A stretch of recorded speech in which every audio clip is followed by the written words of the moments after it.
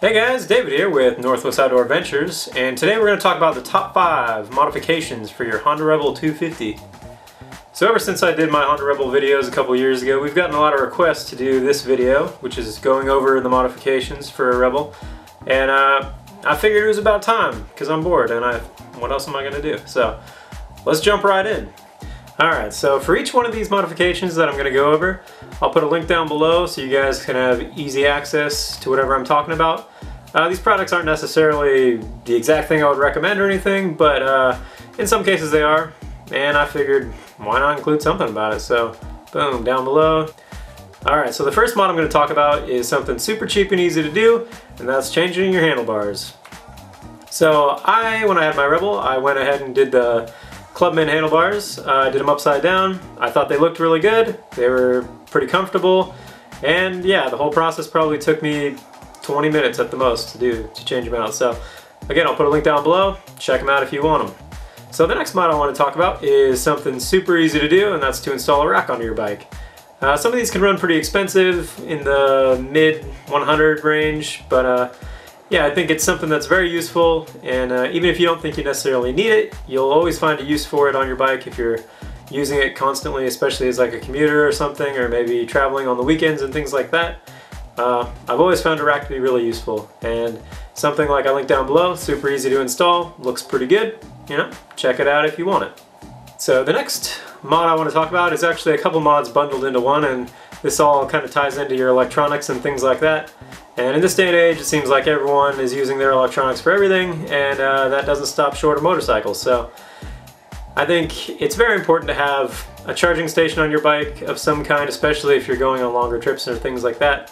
Maybe you aren't on Rebel, but I know some people do. I know I did when I had mine. And it's definitely a fun bike to travel around on. And nothing sucks more when your phone dies or your GPS dies or something like that when you're out. So I would definitely recommend a charging system of some kind. They're really easy to do it yourself. That's probably like 20 bucks for all the things you can find at Radio Shack. I'll include a link below to some prefab ones from a website. I wouldn't buy it from there, but if you're lazy and just want something already made up, you can go there and buy it. Tying into that same mod, a gadget holder, so something to hold your phone or your GPS or something like that while you're traveling around, is also really handy, and I'll put a link down below to that as well. And lastly, just kind of a side mod for people that are in colder climates or, you know, do a lot of winter riding, and that's heated grips. Another thing that's pretty easy to install and fairly cheap. I think you can get them these days for a decent pair off like Motorcycle Superstore or something for, I don't know, like 60 bucks maybe. Even cheaper than that, probably like 40. So yeah, you could consider those if you really want them. I know living in Washington and anywhere where it rains, they are a crucial element to winter riding and spring riding and fall riding and basically any riding. So, you know, I think if you've ever had your bones chilled to their core, you might want them. So, you know, check them out. If you haven't thought about it before, maybe now's the time. Another modification which requires a bit more work and in some cases a lot more money is changing your exhaust. So you could just cut the standard pipes on a Rebel, which a lot of people do, and it actually sounds pretty good, and it does make the bike feel a little peppier.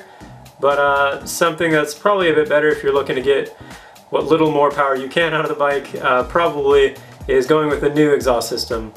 The ones I linked down below are the Jardine exhausts, and I linked a video as well showing how they sound. They sound really awesome. They look pretty cool, and they're really expensive. I think they're like 450 bucks. I would have just cut my pipes if I was going to do an exhaust modification, but if you have the money and you really like the sound and you plan on keeping the Rebel around for a while, it's definitely something to look at. Again, they sound really great, and you know, if it's something you really want to do, go for it. So another mod that kind of ties into doing the exhaust is doing the air filter. Just your standard semi-high performance K&N filter. I'll put a link down below, of course. You know, it improves airflow, and if you're getting a new exhaust, you might as well get a new air system or new air filter. And you can mod your airbox a little bit, punch some holes in it, whatever, try to get a couple extra horses out. And a lot of people do that, and you know, at the end of the day, it's not going to turn your 16 horsepower bike into a 25 horsepower bike, but you will get a couple more horses out of it, and it will give you a little bit extra pep, you know, maybe it'll get you up over 65 on the freeway or something. But yeah, it's definitely something to check out. And along with both of those mods, you should always consider rejetting your carb when you do those things. Anytime you change your air-fuel ratio, you should definitely, you know, look after your carb in that situation. So they have jet kits all over the place and they're pretty cheap. So look into that if you're doing these kind of mods. Other than that, that's really all I have today. These are the most popular mods that I've seen when I did my research trying to see what I could do for my Rebel. And there's more extravagant things like, you know, doing a big bore kit or something like that. But I don't know, I'm not a huge fan of that on these kind of bikes.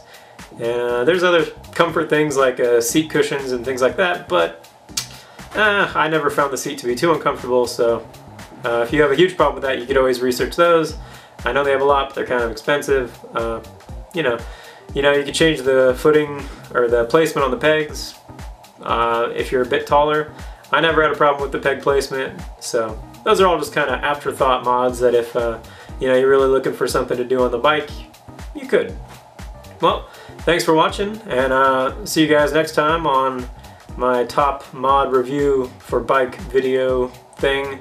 I'll probably do it for some of the other bikes I have on, like the Harley and my Husqvarna and my KLX and things like that, and maybe my Ninja 250 probably. That's probably a good one to do, so yeah, look for all those next.